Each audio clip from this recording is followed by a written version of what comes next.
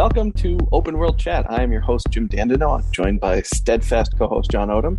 And we are joined today by the illustrious Sarah Gailey. Sarah is a Hugo-winning best-selling writer who's published novels, nonfiction, and more than a few comics. Their latest comic project is why we are here today. Boom Studios relaunching Buffy the Vampire Slayer comics just in time for the 25th anniversary of the show.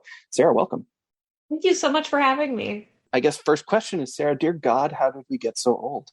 Oh, I think about this every single day. Every time that I have had to say, I'm so excited about the 25th anniversary issue of Buffy, I just feel the claws of time digging into my flesh. Mm-hmm. Yeah, I don't want to hear it. Y'all are children. Old man Odom here. No, I hear you though, John. I mean, it's not easy being 32, 33. It's got to be tough. Now I really don't want to. I'm leaving. Generous. You guys have fun. I'm out of here. So, Sarah, tell me how did your Buffy project come about? Oh my goodness! So I've been fortunate enough to be working with Boom for a few years. I did my original comic project with them, Eat the Rich, and before that, I had the opportunity to write on a different IP, Steven Universe, which was crazy fun. And Jeremy Lambert, who's been writing Buffy, was getting ready to step away. My editor contacted me. We had been talking about Eat the Rich stuff, and she pinged me and said, hey, do you have any interest in Buffy at all? And of course, I just about lost my mind. The two people who I love most in the entire world met because of the Buffy fandom. It's a huge part of my own, media consumption history. And so I had some talks with people in my life and said, how do we feel about this? Do we feel okay about me taking something else on? Because they're nonstop asking me to stop taking on new projects. But with this one, I got away with it because they were so excited about Buffy that they completely missed the fact that it was going to be a whole new set of deadlines for me. I was just very exciting for me to be able to get away with that. What did you have to trade? Did you have to give them early access to your scripts? All I had to do was say, I think I'm going to have to do a Buffy rewatch as research. And that took care of it. There you go. That'll do it. Was it as much fun when you rewatched it as you remembered? Assuming you remember it as being fun. I mean, I'm guessing you're a fan. I assume this is not just a mercenary book you're doing here. Absolutely not. I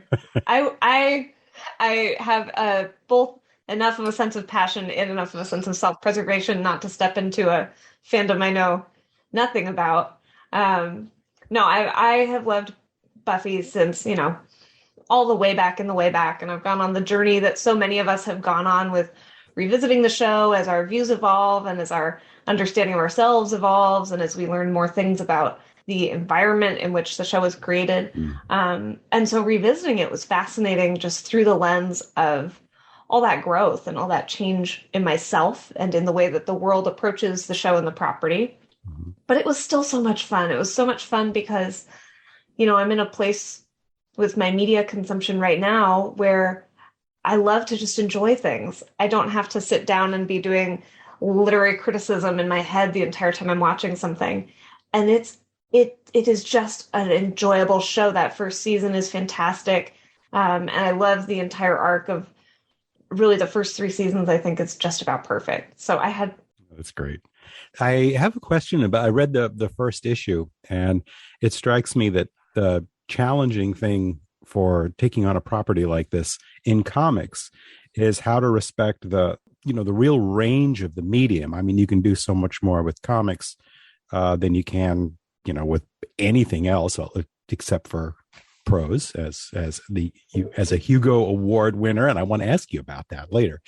But anyway, so how do you expect that respect that scope, but also make it feel like familiar? Like it's the same property. It's interesting. I think the first, when He Who Must Not Be Named started writing the comics afterwards, that were canonical and there were following seasons, he lost me because I think he failed in that completely. Honestly, he got the scope, but I didn't feel the setting. I didn't feel the characters, and it seemed like your piece was pitch perfect in that way. Is that a challenge you've consciously taken on, or is that just dumb luck?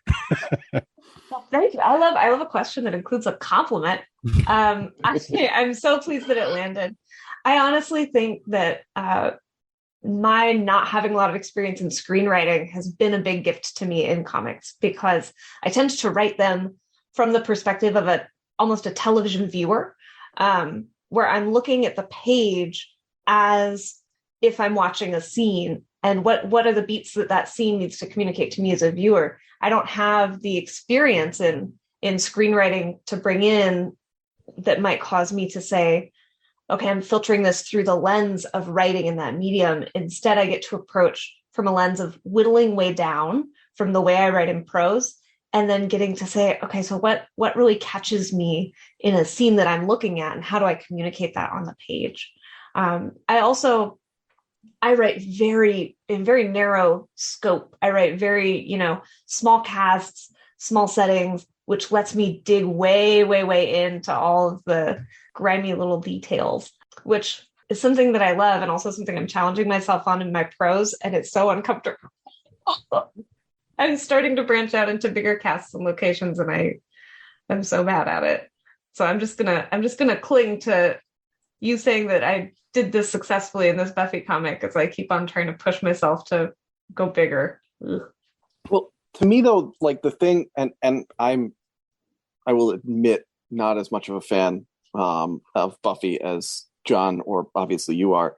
But like the thing that struck me about this issue is that the voices are really strong and feel really consistent. I got what was going on here with not a ton of background, but I also, without that ton of background, I knew who was what and kind of what you were getting at with everybody. You talk about how you're not really good at it, but you juggled a decent sized cast here with, several distinct voices. How do you keep the voices straight in your head, and how do you, I guess, keep them faithful to the voices that you've been hearing since you've been watching the show for 25 years now, or 20 years, presumably? You can't say stuff like that. It just makes me feel like an unwrapped mummy walking out of my tomb, just crumbling in the sun. I mean, I do think that amount of time is such a gift for adaptation like this, because, we retain memories of characters that we have been accustomed to for a long time in very broad strokes. I think a lot about the way that websites like Tumblr and TikTok treat beloved characters from beloved franchises, where you kind of get them boiled down to their purest sap, and then people refer to that when they're talking about these characters in other settings, and making GIF sets using text post context connections. And I think about that when I think about these characters and their voices, because they don't live in my brain in all the complicated, nuanced ways that they've been built across, several different forms of media and 2.5 decades of fandom. Ugh, this strange, the passage of time. I know. And that makes them a lot easier to write, because I'm not drawing on a lot of complicated, nuanced stuff when I'm initially thinking about what these characters are going to say. I go back and I add that later, but I start out with, okay, where are the extremely broad strokes of who you are as a person? And those just live up here, because I don't have the ability to retain a whole lot of nuanced, complicated information about character. You getting a lot of feedback from the fan base, the legacy fan base here? I am very careful with how I engage with feedback, because it makes a little nests inside my brain and lives there. But the people who have been reaching out and getting in touch, the feedback has been really lovely and kind and excited and very immediate, which is really nice, because, writing comics is very fast-paced compared to prose. Mm-hmm. In writing books, the book I have coming out in a couple of months, I started writing 2.5 years ago, and I'm only now getting feedback on it.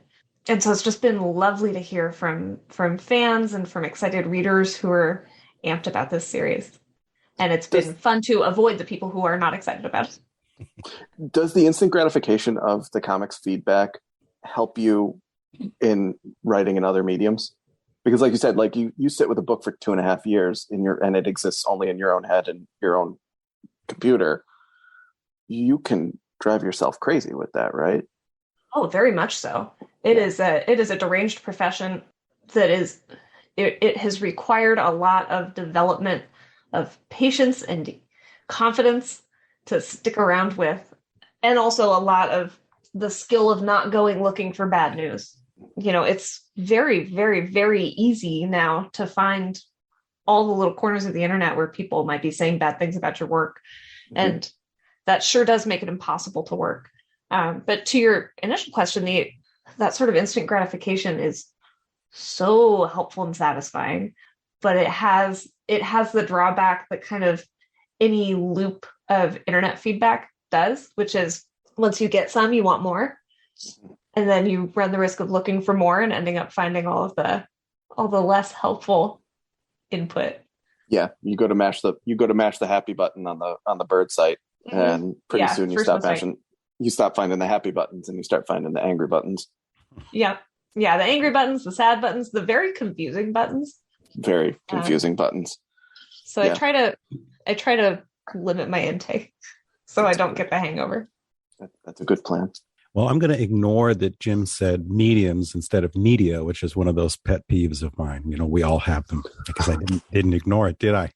But anyway, I want to ask you a sort of existential question as far as your relationship to the series goes. You are, despite the fact that you keep talking about how long it's been and how old you are in fact young enough to be my child easily. Which means you had a very different sort of relationship with the series than I did as just a Gen Xer thing. Hey, this is cool. This is great genre stuff. We've never gotten anything like this. But I'm guessing for you, it could have been, perhaps was, more of a formative experience to watch this series and to grow up with it a little more. I'm wondering if you could talk to that a little bit. Well, it was absolutely formative. I very distinctly remember sitting on the carpet in my parents' bedroom and looking up at this TV that they had in there that, I had been exiled from some grown-up situation happening downstairs.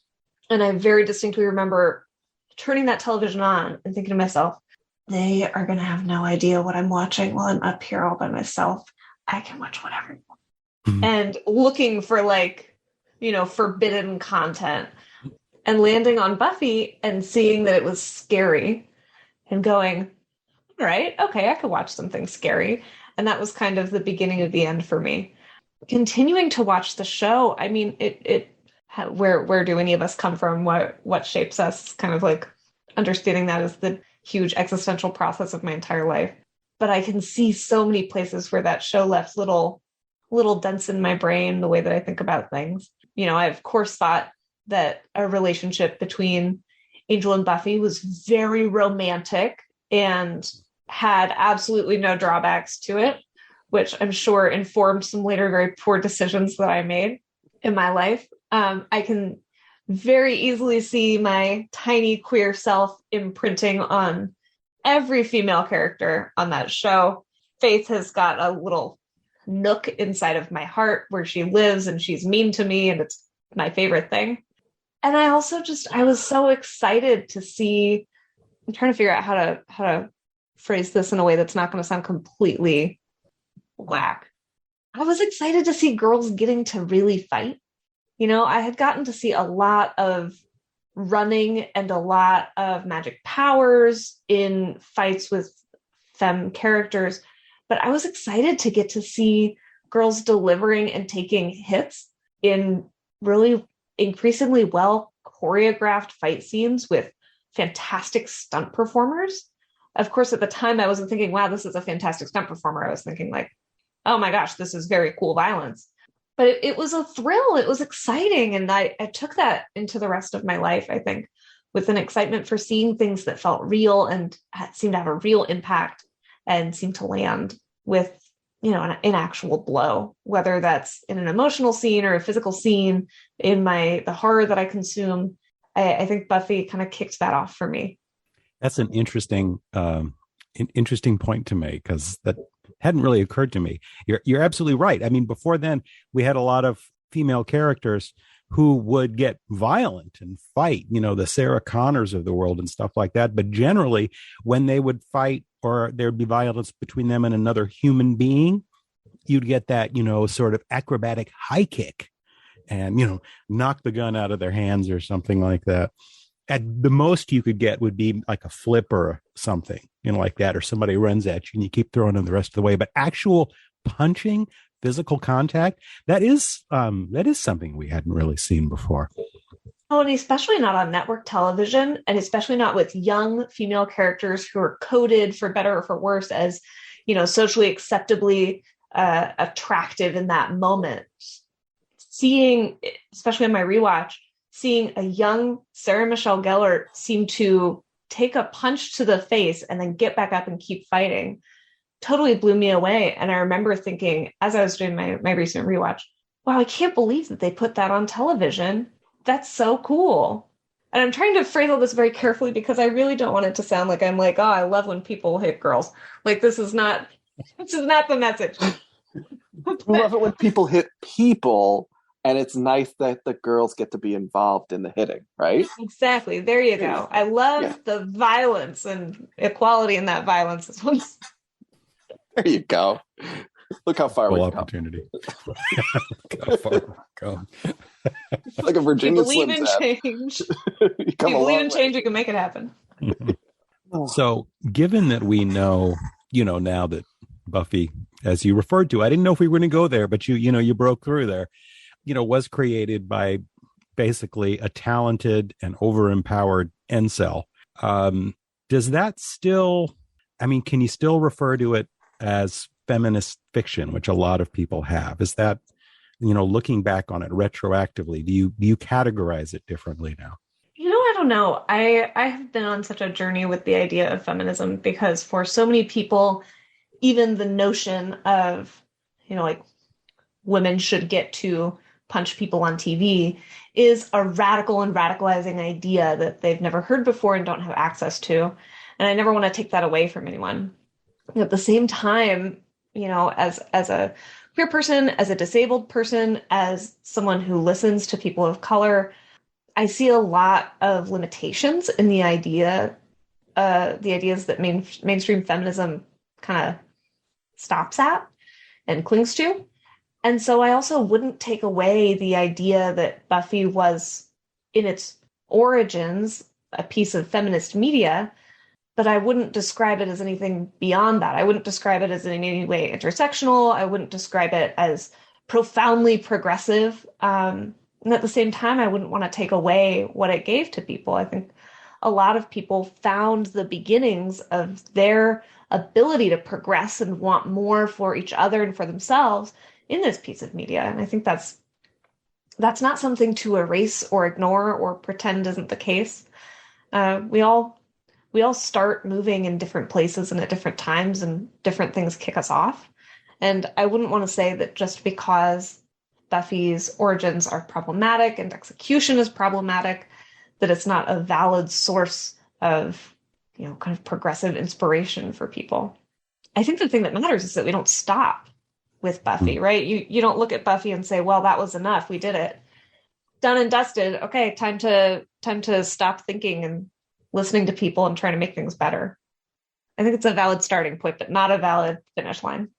Also, I think because it's such a massively collaborative medium, it's not just his, right? Like it might be his vision that kind of sketched the architecture of it, but it's Willow and it's Buffy and it's that actors' performances, it's the different writers in the room, and it's the fans who kind of kept it alive with the fanfic and the fanon outside of the show too.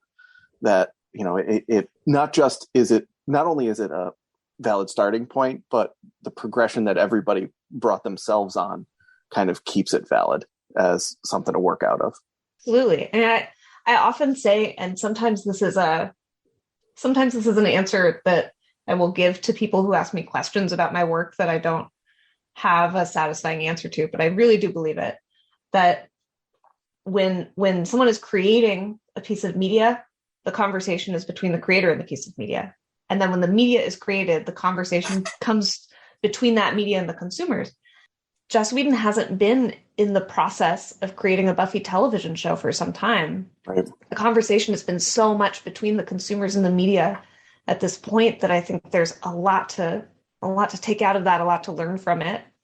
And I think those conversations have driven us to a lot of really great places when people say, hey, Buffy didn't do enough of the thing that I need for my media. People get involved in that conversation and listen and are moved to do more, bigger, better things, which I think is one of the most beautiful parts of that conversation. So getting back to the comic. I want to come back to the comic, and I want to. I was just about to come back to the comic too. It's not. I believe you both. It's not all sex pests all the time here. It's not a Warren Ellis podcast.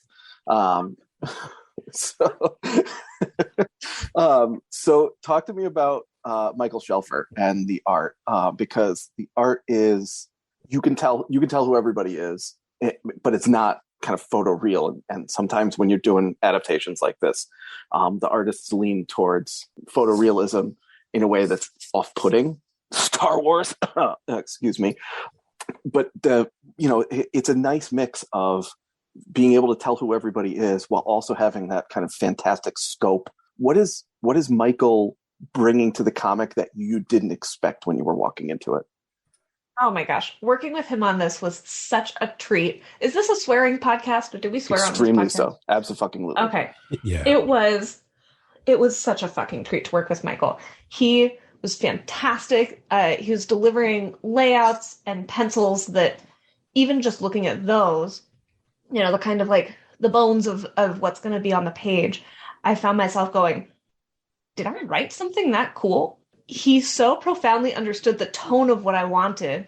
This first issue needed to be, it's kind of a cold open for the series, right? It's very, here's where we are, here's who everyone is, and here's a big situation for them to be dealing with. And he just got it. He understood it. And what he delivered brought magic to this. I got to have this really incredible moment when I saw the inks for the first time, where I kind of looked around and I was like, is there a way for this artist to have climbed inside of my head and harvested the exact facial expressions from my skull? Because, when you write a comic script, you're in a conversation with the artist. You're trying to explain what your imagination wants on the page, right? And you can only do so well at that. If I say someone has an anxious expression, that might mean something different to the artist than it does to me. And yet every single beat of the art in this book felt flawless to me. I was so pleased and astonished, so excited about working with Michael. Cannot wait to work with him again in the future. If you are listening to this and you are like, who's one of the up-and-coming artists that I need to be paying attention to, I think this is one of them. An interesting, a creative choice I wanted to ask you about. You've decided to set this with one big fundamental change that I'm not going to say. But you've set this in the most familiar, most kind of comfort foodie place for Buffy fans, back in that context of where it all began. Tell us why you went that way. In the Buffy multiverse that Boom is working in, you can go a lot of different places, right? There's sky's the limit. And when I started talking to Boom about my concept for what the Scooby Gang was going to be going through in my run, I wanted to do a lot of exploration of character. I wanted to look at the characters and say, they're in a new universe that we haven't seen before. They're going to be recognizable and familiar, so have a lot of the origins that we're familiar with. But in what ways could their lives have taken slightly different directions to lead them to be what I would hope would be one of the fullest versions of themselves, and in their understanding of themselves and their relationships with each other and their relationships outside of the gang. If I'm going to do that real deep dive into character, it made a lot of sense to me to make the setting a little more familiar, to not jump out and say, okay, well, now the gang's in New York or something like that. I don't even know if I would be allowed to do that. But saying, okay, this is the universe, but we're tilting it a little bit, made me feel more comfortable asking readers and fans, and especially longtime fans of Buffy, to come with me on this journey of, okay, what if these people who you know and love are a little bit different. Are we going to see potentially some of the antagonists we know then? If we, I don't know how far and how long you want to engage into any particular alternate, context. But what are the odds of, say, oh my gosh, I'll pick one nobody ever mentions, running into Adam or something? Well, I don't know how much I'm allowed to tell you because I think that we've got some information about the first 4 books around on the internet, but I don't want to jump too far ahead. I was being sneaky. So sneaky. I almost didn't catch it. I can tell you that characters who you're familiar with will be showing up, some in very close to their original contexts, some in very different contexts. The big monsters that I'm writing are of my own design for the most part. I think that's the most I can say. I don't want to get okay. That's a lot. That answered my question, actually. I have had a really great time finding ways to incorporate my personal favorite characters from the series. I don't know if I'm supposed to have favorites, but of course I do. Oh, what are they? Who are they? Oh my God. Who are your favorite characters? It's sneaky. I see you. That was sneaky. That was unintentionally sneaky. That was sneaky to myself too. Oh shoot. Now you can't tell me. That's a tease. No, but I've had a lot of fun incorporating my favorite characters from the series into the run. I've been just writing like crazy on this series. I'm like very immersed in it right now. So it's the perfect time for me to be talking about it, but also makes it really difficult for me to remember which things I can tell you and which things I can't.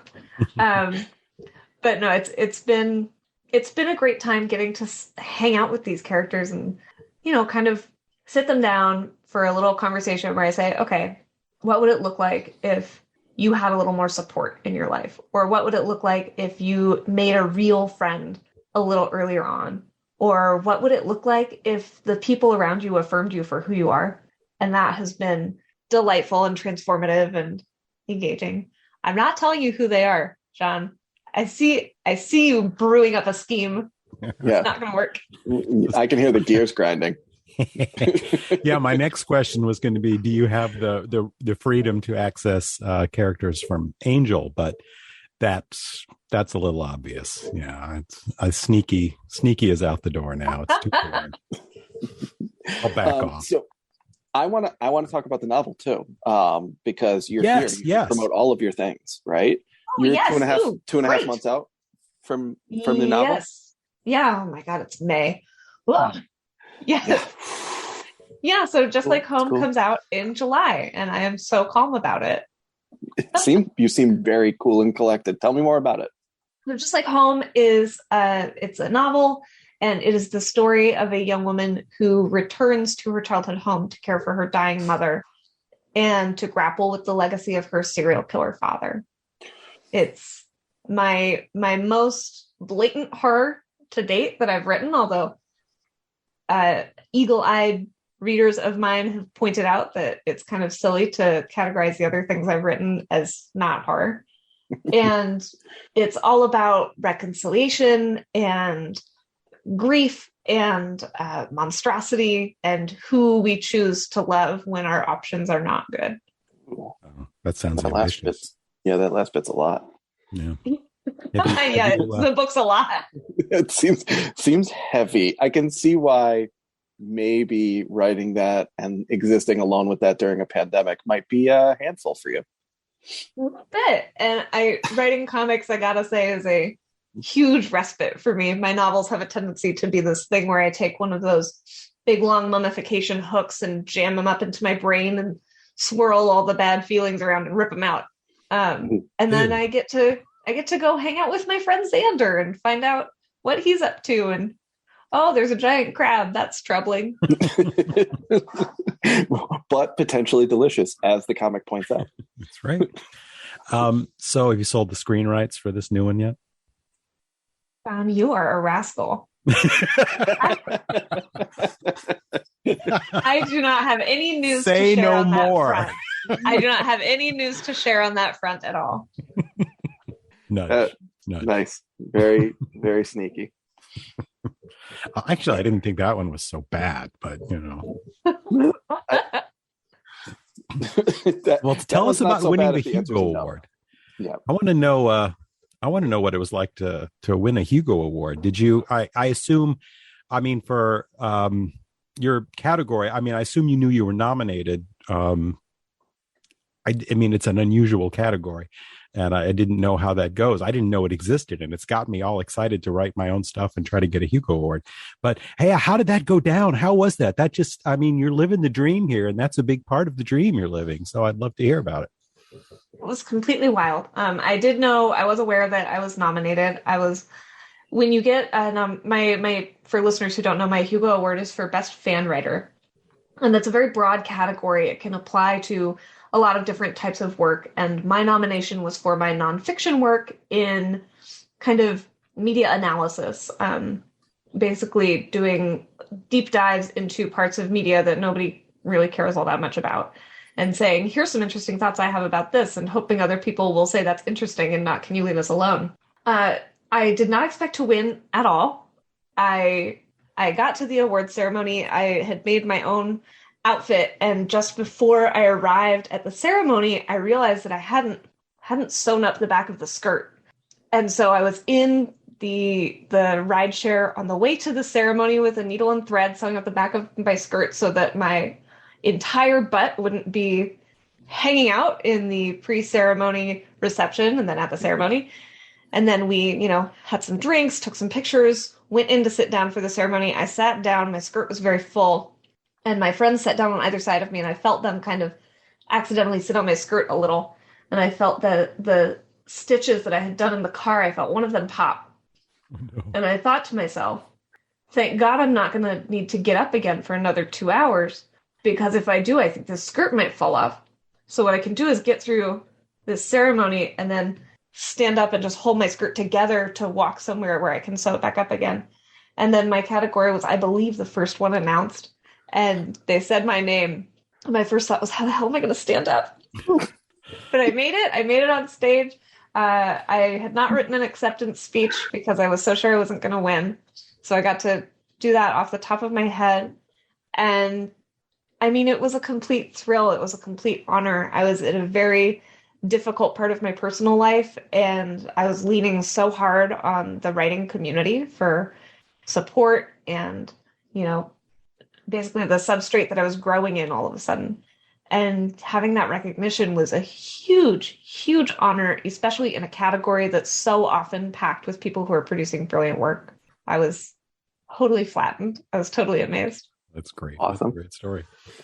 I'm glad the skirt worked out. Stayed on. It stayed on. I walked up the little steps to the stage and I was just praying for that stitch to hold, and it did. That's the biggest win, right? Yeah. Nobody ended up seeing my butt on the stage that night, so lucky me. Sorry for them. Well, I assume it's one of many awards to come, probably. So you'll have plenty of opportunities for wardrobe malfunctions in the future. So. The Eisners are usually very provocative. You'll be fine there. Perfect. All right. Well, Sarah, thank you so much for taking the time to chat with us. This has been really fun. The comic, The Vampire Slayer, is also a ton of fun. Highly recommend anybody who's into it or not into Buffy. Go check it out. Yeah, and we should have you back when the book comes out. I'd love to talk about that. Maybe you'll even have some news to share with us at that time. Who knows? I mean, who knows? I would love that. I would love that so much. And thank you for having me. This was really delightful. Glad to do it. Thanks, Sarah. Thanks as always for listening. Our theme music is by Christopher Piatek. I apologize for sounding a little raspy on this credit, but I'm doing my post-production with a touch of the COVID, so hopefully you were wearing a mask while you were listening. See you next time.